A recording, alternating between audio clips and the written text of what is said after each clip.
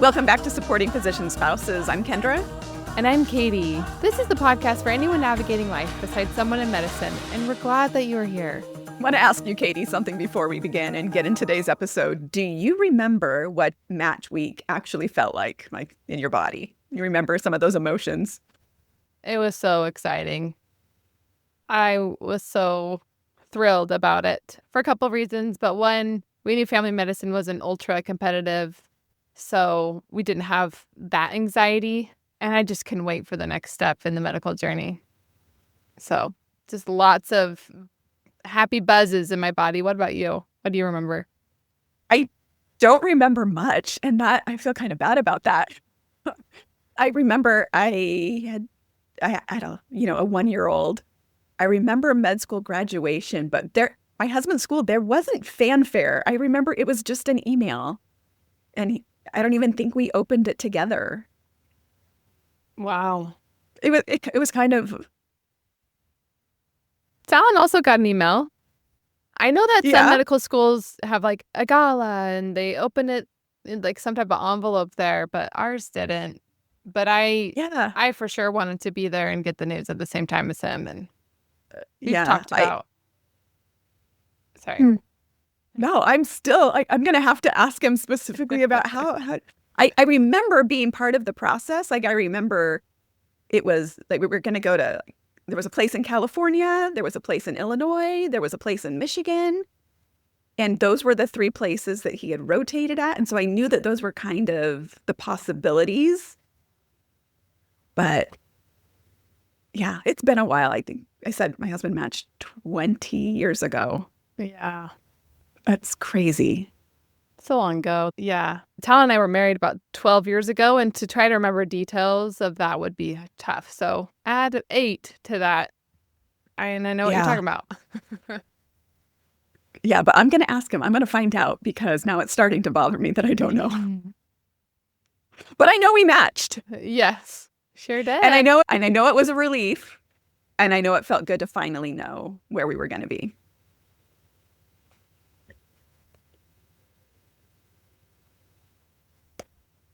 So depending on who you're talking with, there's a specific kind of dread that's also mixed with this excitement. And you can't really tell them apart because they're so close together in our brains and in our bodies. It's just, basically, it ended up feeling a lot like anxiety. Excited anxiety. That's a really good way to put it. And I think that's exactly why we wanted to do this episode, because there are essentially 4 different directions that match week can go. And we see a lot of content out there about the exciting ones, the confetti and the videos of couples finding out where they matched, which are lovely, but also not the whole picture. Yeah, it's not the whole picture at all. So today we're going to walk through all 4 of the possibilities that can be the outcomes of the match with some real numbers behind them, because we believe that knowing what's possible and knowing you're not alone at all in it is genuinely useful. We're going to hear from someone who went through the SOAP process, one of the 4 outcomes that we talk about, and she's going to share what that week actually looked like from her side of it, and her perspective is going to be invaluable.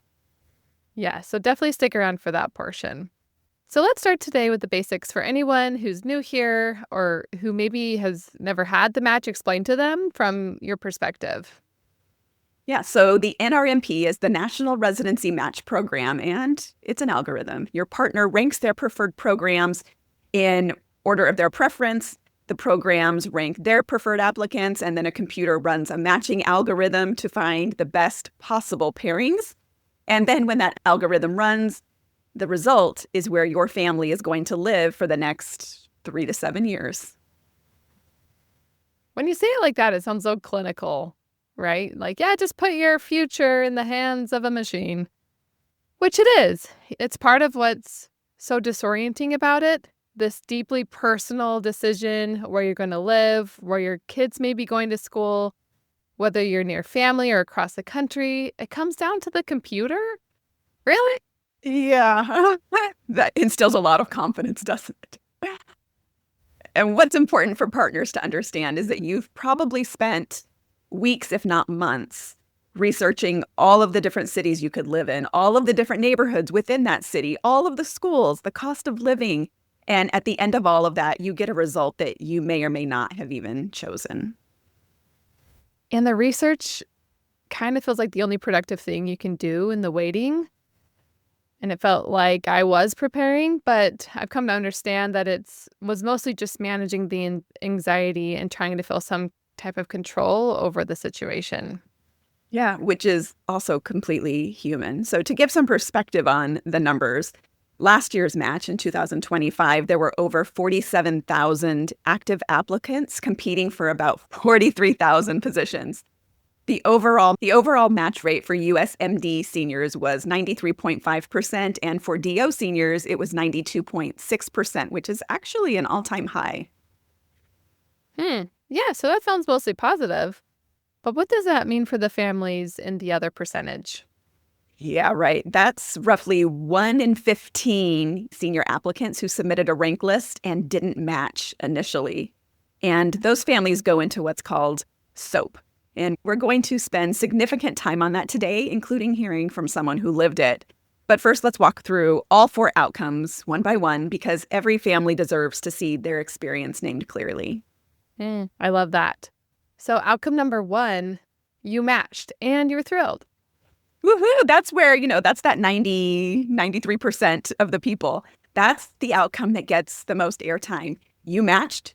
You got a program that you're genuinely excited about. This is real cause for celebration, and we want to honor that fully because it's a big deal. Yes, I just want to say it's okay to be happy. This space, I know most of the time we have members of our spouse's cohort who didn't match, and it's hard to celebrate while you're trying to empathize with them. So it can be this complicated guilt that we're trying to balance. When your outcome is good, but others didn't, your relief is real and you're allowed to feel it completely. Absolutely. And at the same time, even in this outcome, there's still a lot ahead. The move you're going to make is real. Residency is real. Your partner's hours are about to change in ways that affect your entire family's rhythm. I'm like getting anxiety just like reliving that transition. It's worth it. It's okay. We all live. It's going to be fine. But it is real. One thing I'd say to anyone in this outcome is use this window before residency actually starts and have honest conversations with your partner about expectations.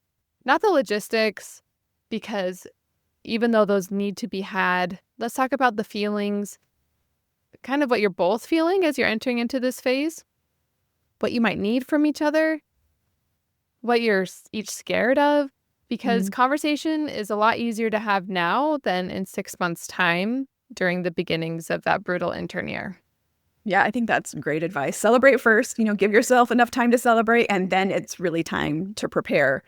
And the preparation we're talking about is not necessarily researching yourself into exhaustion, but by building your support structure in that new place, finding your people before you even arrive if you can. Yeah. I have some tips with that, but we'll probably get into that later. Hope so.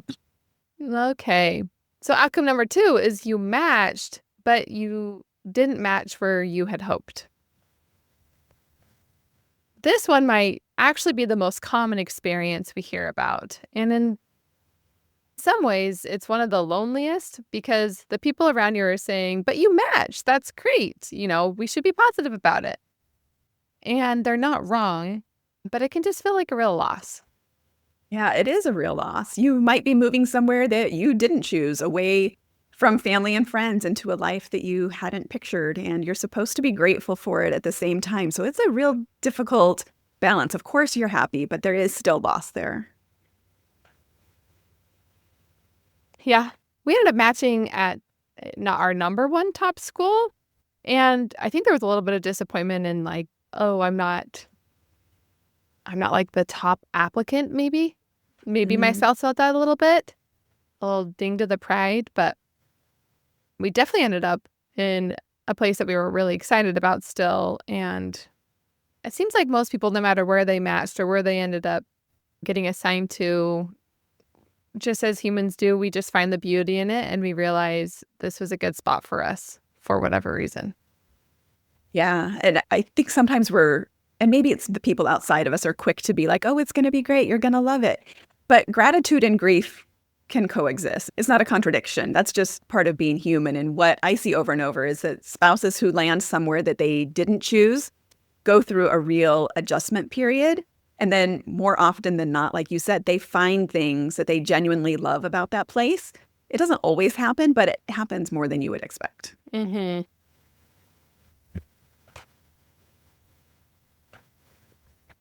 Yeah, I will say when we moved to our location now, I was really excited for it.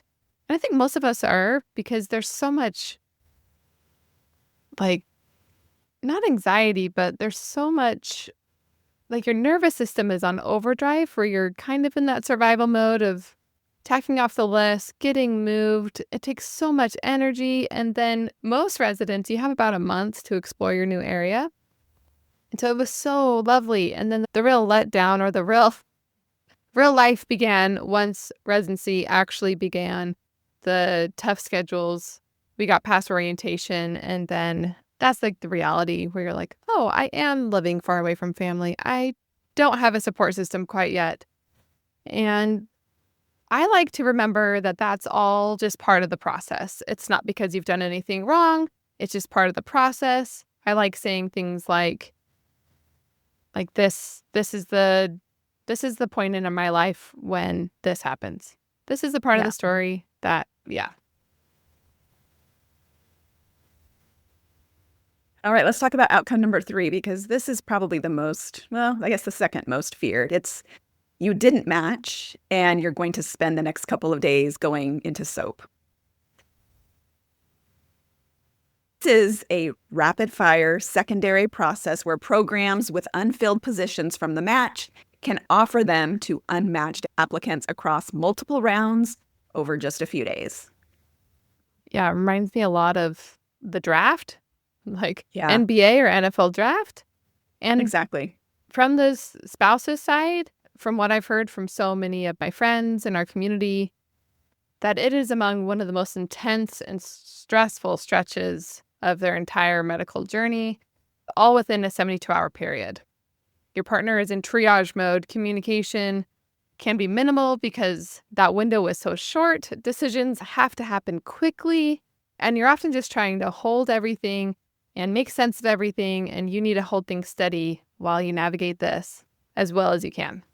Which is exactly why we wanted our listeners to hear directly from someone who has been there. So we have a guest with us today who went through the SOAP process, and she said yes to sharing her experience openly, which I think is a real gift to this community. Yes. Our guest today is a great friend of mine who I met while our spouses were in medical school together, and she deserves a quick and brief introduction. Amy graduated from PA school from Texas Tech University before supporting her husband through medical school.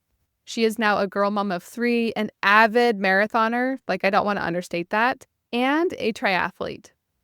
When she's not holding down the fort at home, you can catch her riding her mountain bike in the sunny Franklin Mountains of El Paso, Texas. You will hear about her residency journey with her spouse, a third-year general surgery resident. We're so glad you're here, Amy. Thank you for being willing to talk us through the SOAP process and your experience. Awesome. Okay. Let's just start at the beginning. Take us back to match week. When was it? When did you first realize your partner might not match? And what was that moment like? Yeah, match week was coming up on 3 years now. Sorry, our first match week. Okay. The first time we matched or didn't match up. My husband was pretty committed to a competitive specialty. So we went into knowing that there was a chance we might not match. And I felt like I was pretty prepared for the SOAP. And turns out you just don't really know what you don't know. And so we found out on Monday morning that we didn't match. And then I'm not sure how much you guys have talked about the format, but you basically have 24 hours to apply to 45 programs in a completely different specialty. And so for us, when we got that news, I was like, it's okay, we prepared for this. But then you don't really know because you don't know what specialties are going to be available. You don't know what programs are going to be available. So yeah, we went into that match week again, feeling like and realizing that we actually didn't know what was going on. So I'm all interested in the details of like, what did you assume you were going to maybe soap into? And then was that not available? Is that what I'm hearing? Yeah. So we did some research. We had like some backup specialties, and we thought, okay, if there's an opening in emergency medicine, maybe we'll do that. But we really had planned and hoped that we were going to soak into a surgical prelim. And we kind of had this expectation that there was going to be a ton of like 1 year transitional year, prelim year availability in the Stoke, and that was just not the case. It turns out most of those spots get filled prior to the Stoke. So we applied to the ones that were available, and we didn't hear anything. We were hoping to match into orthopedic surgery, and there was nothing. So we applied to like the 2 general surgery programs. We applied to all of the prelim surgery programs, and then we applied to mostly emergency medicine programs that we didn't hear back from any of the prelim surgery or any of the general surgery. We only heard back throughout that week from emergency medicine. And so that was a little bit of a shift. And we thought about emergency medicine, and as I was preparing and thinking about this, I was like, people would be like, why didn't you just like put emergency medicine as your backup? Like, why didn't you just dual apply so you don't have to do the SOAP? But we were pretty committed to this ortho. Like, we were pretty committed to surgery, and we were willing to sacrifice and do an extra year somewhere and try to rematch. Like, we were willing to do what it took to make that future a reality. And so the thought of matching into a program without exhausting every avenue to get to surgery was like not even a question for us. So as hard as the SOAP week was, we would definitely not change a thing. We were willing to sacrifice it. We would have been a little more prepared in our plan in terms of reaching out to surgical prelim years before match, the ones that we'd applied to with our original ERAS application. But yeah, it all worked out the way it was supposed to. And I think that that's something that when you just asked me to be on the, I was like, I'm not I could talk to anyone about anything. Like, I'm not so qualified to be on the. But then I remember going into Soap Week and like looking anywhere I could find for people that didn't match and then still had a happy and like still found success or happiness in a specialty, or circumstances changed in a way that they couldn't have predicted, and they ended up where they were supposed to be. And so I hope that by sharing my experience, I'll be able to help people see that even though your future might not look exactly how you planned it during school, that it can still be really successful and you can still have a happy life, and your husband or spouse or whatever can still find a lot of fulfillment in a different specialty or in a different area. Yeah, that's amazing. So tell us a little bit about the result of your first match cycle, and then take us to maybe year 2 as well. Yeah. So year 1, like I said, we applied to all of these emergency medicine. We didn't hear back on any surgical option. So kind of gradually throughout the week, I say gradually, it happens in like 48 hours. So everything is just like on hyperdrive during Soap Week. Your priorities are changing, your like locations are changing, your specialties changing, the whole trajectory of your life is changing.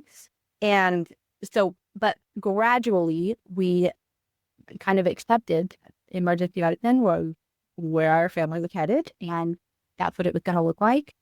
And like I was saying, we couldn't have predicted how our story would have ended up.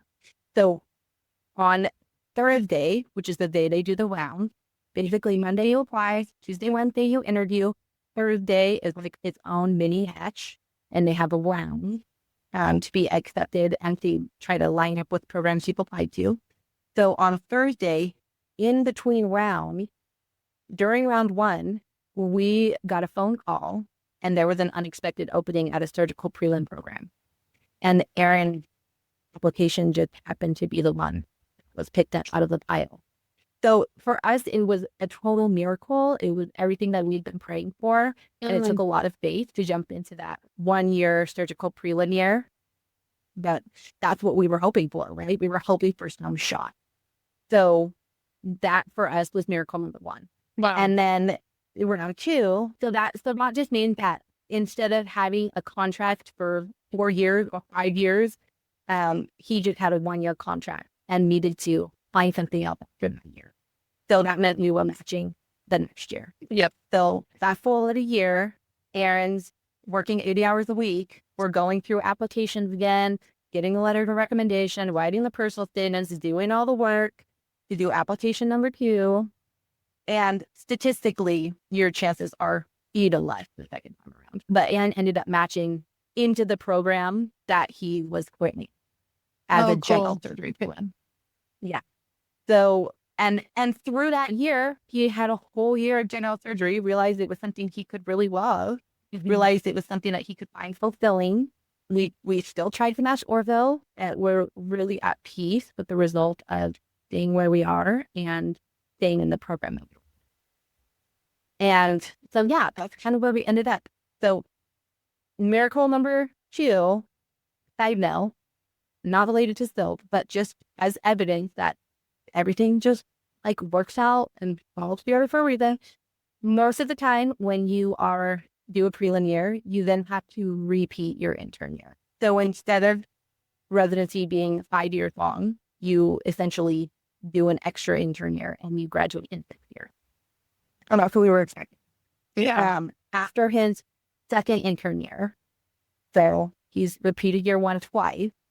One of his coworkers decides that surgery isn't for them. And so there happens to be a spot in the class above him. And because he had been there and he'd done 2 years, he had to get ATU approval, but he had enough cases. So he essentially bumped up to them. So now we're like right on track, as if we would have matched with all of our classmates and we're going to graduate in 5 years. So being in year 3, looking back, I'm like, we couldn't have ever even planned that or imagined or predicted that. But everything is just lining up and working out how it's supposed to. What I'm really curious to know from you, Amy, is that in the first round of match and going through the SOAP process, and then even the second time going through match, what did those days around match and SOAP look like for you? Not just, your partner's busy doing what he's doing, trying to secure a spot for you and be able to tell you where we're going to live and where we're going. What's happening for you during those days? Yeah, I think I was talking to my husband about this and we were kind of reliving it as I was getting used to be on this podcast. And I just that would bonk. What we did was crazy. How did he do that? And how did he come out on the other side, not resentful? And I made him a little bit. He's not. And anyway, I think that we had a really successful SOAP week because I, as a spouse and partner, was super involved in all of the decision making. As our priorities are changing, like I said, are you going to prioritize, say you have an internal med and family med options in the SOAP? Are you going to prioritize location and find the places that are close to the location you want to be in regardless of the specialty? Or are you going to emphasize specialty? Are you going to emphasize an academic program? It just is all changing. And these are all programs that you have done no research about because one, you don't know what's available. 2, you didn't plan on the specialty in the first place. So during that week, I feel like my husband and I communicated really well on how we were going to approach the options that we were getting and what our priorities were together. So I think that's, you got a lot of feelings going on. You got a lot of uncertainty and unknown for the future. You've got a lot of trying to get a grip on what the future looks like because it's going to look a lot different than you were planning. And you got a lot of disappointment in that the specialty that that they've been working so hard for the past 4 years or 8 years is not going to be a reality. So there's definitely some grief that comes along with that. And I would say that I'm I'm almost over my grief. As we were talking about stuff, I realized I was like, some lingering resentment. Lucky for me, my husband is like, no, like, this is where we're supposed to be. This is how it's supposed to be. And I'm happy. I'm like, well, I'm glad you're happy. That makes me happy too. Amy, were you able to eat, sleep? I mean, physically, like what was required during this time? And do you even remember it? Or was it just like overdrive? We're going in it. A total blur. I'm pretty sure my kids watch TV for like multiple hours every day because it was a priority, like I said, for me to be available for all the decision-making processes and also to help him and to assist him in all of the research that needed to happen for schools and programs and talking to people and reaching out. And luckily, he was on a rotation that allowed him to be home at all times. And so he was at home the whole week. I was at home the whole week. Definitely on Monday and Thursday morning, we like planned childcare. Like I didn't worry about anything to do with the kids because that was what we were doing. I'm sure we ate. It was probably mac and cheese. Yeah. Oh, I like that approach. If one is applying to kind of a more competitive specialty, to like prepare your life for soap, meaning you're maybe enlisting family to like help with the process, or they're helping with childcare, or whatever your community is. I think that's really wise. Yeah, absolutely. And I know people that have, like, for instance, if we would have had to soap again the second time, my husband worked full time, and so I know people that, as a spouse, they're like checking his email and making sure that they are responding if they get an interview invitation, via email because they're at work and can't go to their phone, or, like taking off the load in that way during the interview process. And if there was any time during that process that I felt like had any kind of disconnect, it was when I couldn't be in his interviews with him. Yeah. It was when he was doing all of that by himself. And I'm like, how about no? Well, they just not doing wild. And so just relying on him to like take the reins on that and just me being a support as much as I could. And to pump him up. I know that was another question, like, how do you support your husband? And I think that there's initially a little bit of a lack of confidence and maybe a little indecision on, okay, can I really do this?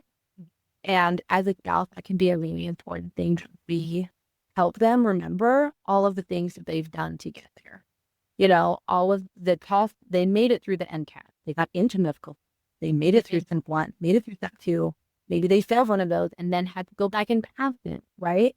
So I think just reminding them of the things that they've already done and expressing our external belief in their success and in their ability to succeed in a different specialty can be really powerful source for them to have the gumption to do what they need to do during that week.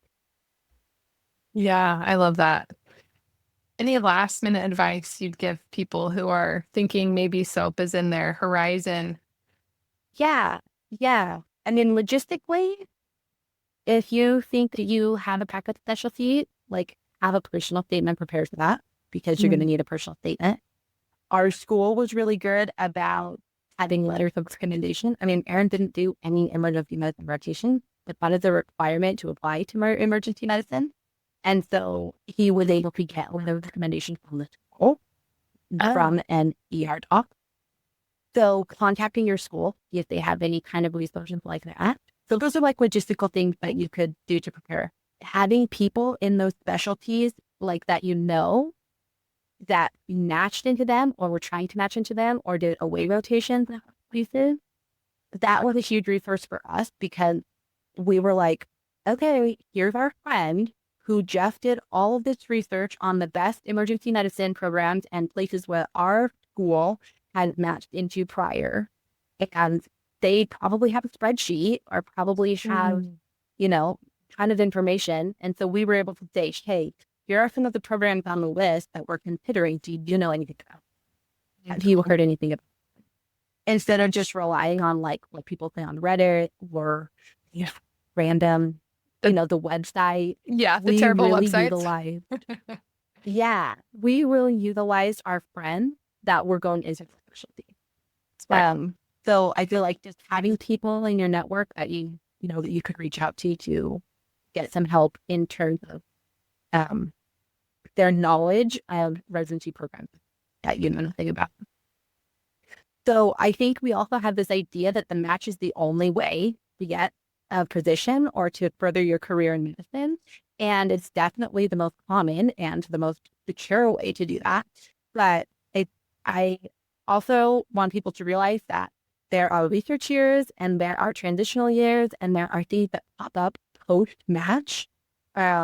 If you're willing to go wherever you need to go and willing to do whatever you need to do to give yourself a shot at what you really want to.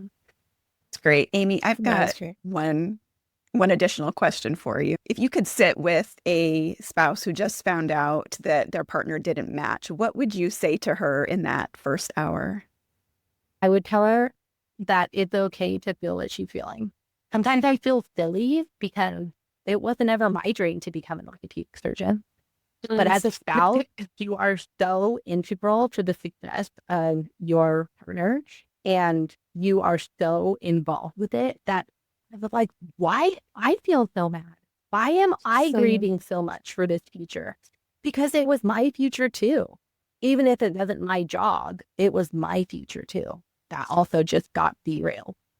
So I would definitely validate her feelings and you are allowed to grieve as well. You are allowed to feel disappointed, to recognize that it is a broken system and that there just aren't enough thought for everyone to do everything that they want. And so it's no fault of hers or his or the partner. This is just the way it planned out. Life is still beautiful and life is still sweet. And you will be able to find something that fits your family, perhaps even better. That lots of times in life, we have this perfect idea of how we want things to be. And at least for us, we had a moment of realization that sometimes we don't know what's best for us. And we have to trust in someone who does. That is so beautiful. Thank you so much, Amy. Thank you for trusting us with your story and for letting us share it with our community. I think this is going to mean an awful lot, especially to that woman who's going to be in that position. And we know that there will be. Every year there seems to be more. Like I said, I hope it gives somebody hope that things can work out. And we were praying for miracles, and we certainly got them. That they weren't the miracle that we were expecting or wanting. Yeah, I love that so much. Amy, thank you. We know the audio during this last section was a little bumpy. Thanks for sticking with it. We so appreciate Amy coming on the podcast. But now, to orient us, we've talked about the first 3 possible outcomes of Match Week. Matched and loved it, matched and not in love with it, SOAP, and we're going to jump right into the last outcome. That brings us to our 4th outcome. Your partner didn't match and didn't SOAP. We don't want to skip over this outcome because we know every year there are families who go through Match Week, who go through SOAP, and come out on the other side without a placement. And that is a grief that is very hard to describe to people outside of medicine. Right. And like Amy just talked about, that can be a choice, There could have been a SOAP position open, but it just didn't feel right for your spouse and for your family as they envision what kind of physician they want it to be. And so sometimes it's a choice to sit in that position. But yeah, how tricky to navigate, especially to explain to family who are like, what? You don't have anywhere to go? Because that's years that led up to this moment, and they're so significant. The sacrifice, both financial, emotional, relational, that both you and your partner have made, and then to not have it land in a way you expected, that is a very specific kind of devastation and just a place to land that leaves to a lot of uncertainty. Yeah. And I want to name something clearly here that this isn't necessarily a reflection of your partner's worth as a physician. The match process has so many variables. There are more applicants than positions, especially in certain specialties. It is a competitive system, and it just doesn't always get it right. Yeah. So what is something we would say to someone listening right now who might be in this position? I would say don't isolate yourself. That this is not something to be ashamed of. It's a painful outcome, and that pain is a lot harder to carry alone. So I would find people who understand this world and give yourself some time to grieve before you move into planning mode, because you can't think clearly from inside that. And also, I would probably add, we have a daughter who's thinking about medicine, and the reality is, dermatology is a very competitive, and my daughter is thinking, oh, that would be something I would really enjoy. And part of me on the inside is like, I know how this process works, and I know that even if you are a great student, I know for a competitive specialty, the odds aren't always in your favor. And I can't imagine what it would be like to spend 4 years in medical school and then not be able to practice the subspecialty of medicine that I wanted. That would be really hard. And so again, grieve, and also don't isolate. Yeah, that's good. And I would add, protect your relationship. This kind of stress creates distance. It can be really easy to land in that scenario. So do the things that help you stay connected to each other, especially as conversations are hard, as you're navigating, different scenarios of what you can do next. Yeah. And lastly, there are paths forward. So whether that's reapplying next cycle or reconsidering specialty or taking time before deciding, that none of those paths are failures. They are just different roads.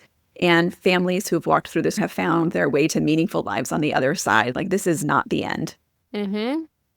And continue to be open and optimistic. And, like Amy shared, you never know. Maybe there's a door that opens even before the end of this year for you. So, yeah, absolutely. Okay. Well, this is a good episode, but I kind of feel like I need to take a breath after that. Like, that's a lot of emotional territory that we try to cover in a brief amount of time.